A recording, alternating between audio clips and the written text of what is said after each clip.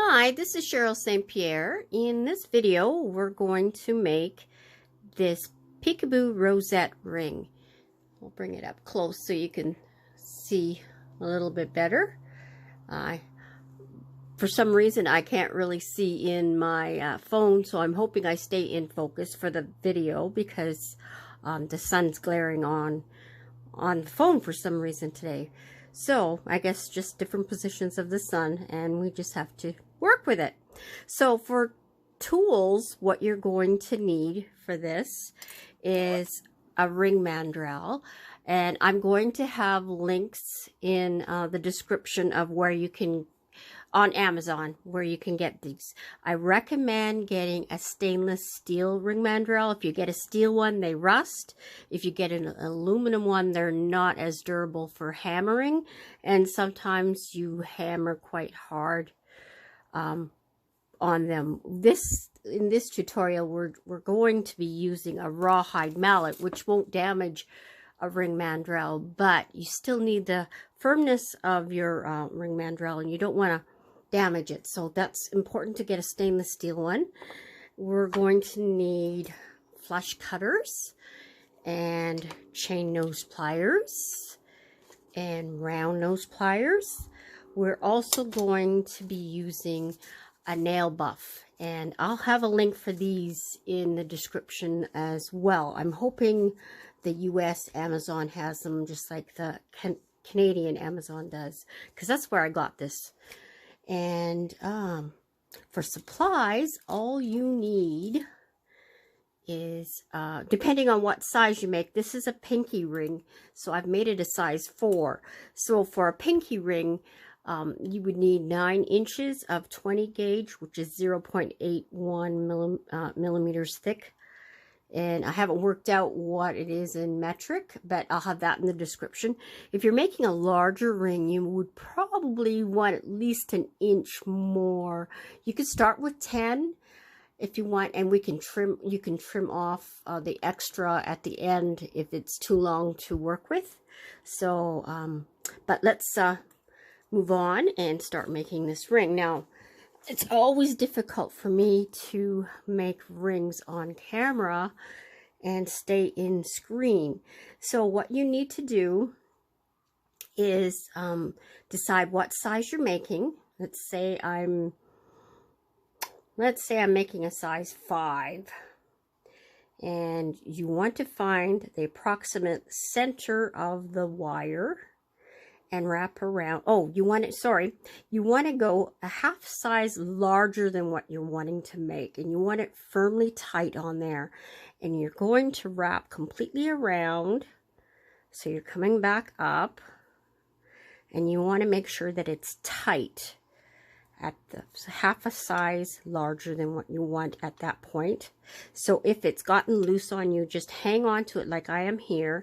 Take your chain nose pliers and pull at your wires like this so that it's tight. Sorry, I shook the camera. And then continue pushing it, and you want to make sure not to cross your wires. And at this point, you want these 2 wires to be the same length. So if it's not, say this one was longer and this one was shorter, then you would just push it this way and lift this one up until it is centered. But I'm pretty good here. But that's just a way to fix not being centered. Okay, so I'm pulling that tight, and now I'm twisting around like this to make that little rosette. That's how you start a rosette. So we're like this and like this. And now the next step is we're going around, but I want you to tuck this wire underneath that loop right there. So we're going underneath it. I'll move this so you can see. So I'm underneath, and this one's going underneath that loop right there. Okay, and then at that point we're going to stop, and now we're going to make the peekaboo part. We're going to lift this up. Be careful not to lift it up so it comes out from underneath there, but we're going to lift it up and kind of make an oval on top of the rosette. Okay, so you want it up, lift this up, so that it has that look right there. I'll bring it closer to the camera in case I was out of camera. Okay, and at this point, you're going to take it off the ring mandrel, and it will be going back on. But right now, see the length I've got here? That's a workable length. Now, if you have longer than that, you want to trim it down. This is about 1.5 inches. So in centimeters, 4-ish centimeters. And you're going to put you're going to support these wires here, and you're going to bend this so that you can, so it looks like this, and you're going to tuck it in here. And now you're going to take your chain nose pliers and gently pull on that, and we're going to actually make it come closer. So it's going to gently, because we don't want to distort the wire there, so I'm still supporting it, but I'm kind of tugging it like that. And now we're going to do the same thing on the other side. Again, I'm supporting the wire, bending this, tucking it in the ring, and pulling it with the chain nose plier gently. We're not tugging hard because then you'll distort your wire here. Just want it there. And then at this point, we're going to put it back on the ring mandrel. And you notice,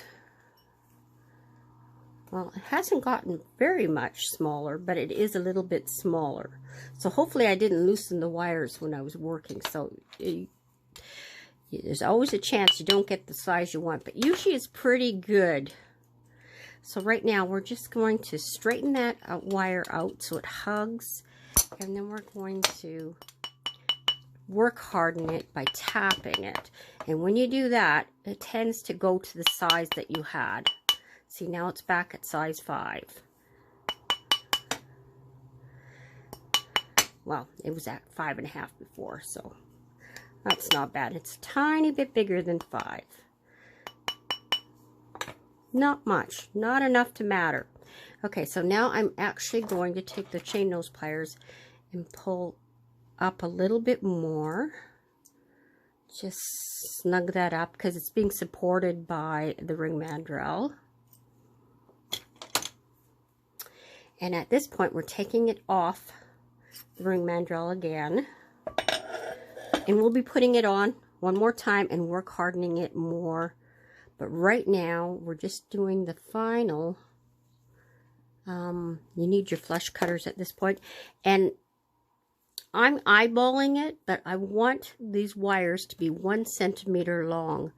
So we're going to snip it off at 1 centimeter. So you could take your ruler and measure at 1 centimeter. I am actually going to eyeball it. You want them to be the same. So that's important. So I will be comparing by looking like this. Are they the same length? This one's a tiny bit longer. I'm going to give that a tiny bit of a trim. And now they're about the same. Okay, and now we're going to make a swirl that's going this way. So we're going to go towards, see, we're away from the ring right now. On this side, we're going to go make the swirl towards the ring. So we're going to make the bud of, I call the bud of the swirl or spiral.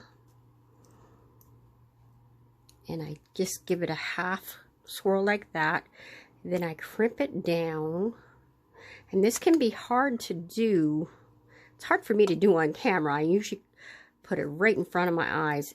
But I crimp down and back till it's nice and closed.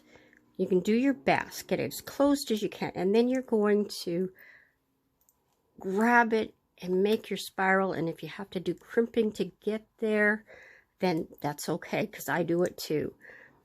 And I was going to say, oh, you will be marring the wire. And that's why we have the buff, because we'll buff out the marring. I bet it always mars the wire. And on a ring, when you're selling it, you really, if you're selling that is, you really want it to look good. So it's important. Okay, so now, see how that went in like that? We actually wanted the opposite direction. So I'm actually going to flip that around like that. And finish off the swirl. And now I'm going to push it down against the ring as best I can. Okay, and now we're going to do the exact same process for this side, and I'm going to do it off camera just to save you time. Okay, so I've got that spiral almost complete. It's not quite tight enough. I'm just going to give it that extra little bend. And you see how this wire here has a bit of space in there? We want to try and eliminate that, so I'm going to push it back. And if you have to, you can actually just crimp it together like that, or push it like this, whichever works for you. And I'm going to close my pliers and use it as a tool to push that down, which actually distorts the ring a little bit, but that's okay, because the next step is to put it back on the ring mandrel like this. And we're exactly size 5 again. And I'm just going to tap on those spirals. We don't really want to tap on this because we don't want to flatten that. Matter of fact, this one seemed to flatten itself out. So the trick for that is to, again, close this. And that's rounded. It's not going to mar the ring. Hold your ring and just push it up. Just the slightest bit till it's in position. It slides, but that's okay. And that does not damage anything on the ring. There we go. Perfect. And now this spiral moved a little bit, so I'm going to move it into place.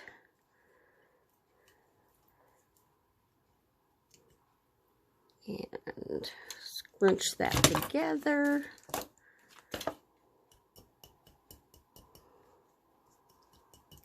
There. Now it's all perfectly in position. And now these wires are spread apart, so I'm just going to try and gently squeeze them together and then work harden them. Because if you work harden them together, then they tend to stay together. I love my rawhide mallet. I had a nylon mallet before, and I did not like it. It's in my husband's garage, because I don't use it. I prefer the rawhide. Rawhide's more expensive, but it doesn't mar the wire whatsoever. Like, there is absolutely no marks on that ring from that mallet. And that ring is done. And that's all there's to it, to this cute little ring. Thank you for joining me in this video. Please click subscribe and join my membership if you haven't. And click on my links to check out the stuff out. You might find something that you like for a reasonable price. Okay, thanks for joining me. God bless, and take care of yourselves. Bye for now. I'm back. I got ahead of myself and I forgot to do the buffing. So the next step, the last step, is to take the rough side of your nail buff and just go like this until, and you can check. I really like these nail buffs because they're a little bit, they have a little bit more grip than some of the nail buffs. So it really does the job nicely. So you do that until you can't see the scratches from your pliers. It doesn't take that long. And then you use this side, because right now it looks like, what's the word? I can't remember the word, but it's not shiny. And this side, when you go on it for a while, it brings the shine right back.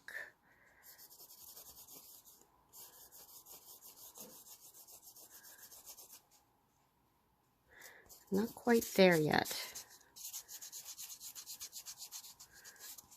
But it gets to the point where you can't even tell that the wire was marred. It just works fantastic.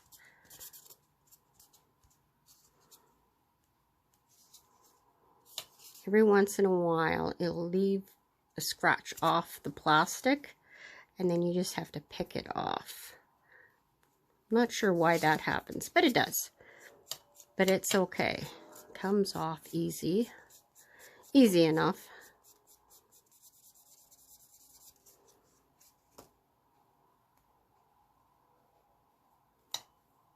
Of course, it's going to happen because I'm on camera. I normally don't have this issue. It's probably because I can't really see what I'm doing. There. And it's nice and shiny. So I'm going to do the other side and it'll be done and good as gold. Okay. Again, God bless. We'll see you in the next one. Bye for now.